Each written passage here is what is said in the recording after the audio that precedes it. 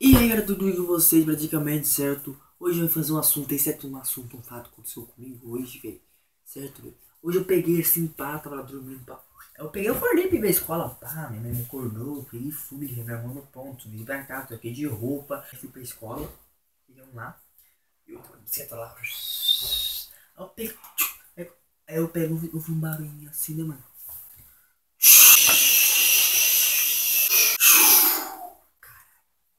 Caramba. Hoje eu tô frito. Hoje eu apanho. Hoje eu levo pito. Hoje eu levo pito.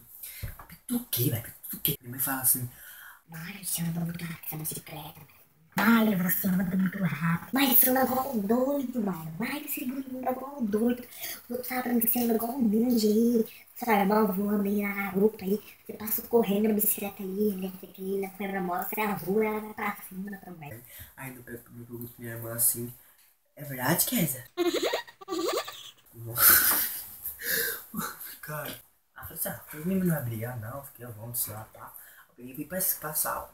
Eu pego a bicicleta, saio andando com a bicicleta, pneu murcho a bicicleta. Aí chego, minha mãe veio lá de fora. Ela fala: Não, não, não, mentira. De novo, Mário. De novo, Mário. De novo você pegou aí. Furou o pneu da bicicleta. mãe, mas eu não furei o pneu da bicicleta.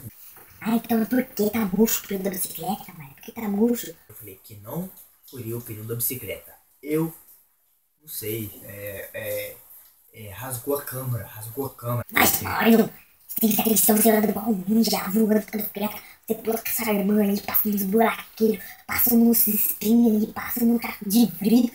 Para, Mário. Dudu, você sabe, eu vou deixar a bicicleta em uma das suas pedalando. Você não vai andar mais motorizada, não. Você acha que o dinheiro é achado no lixo. Você acha que a dinheiro é achado na árvore. Você acha que aquela árvore que tem na frente é uma árvore de dinheiro. Você acha? Não é, não é. Sabe? Você vai pagar. Eu não vou pagar. Eu não vou. Mas uma coisa que eu achei engraçada. Nossa, a minha mãe, ela pode parar o pneu. E o dela pode até estourar.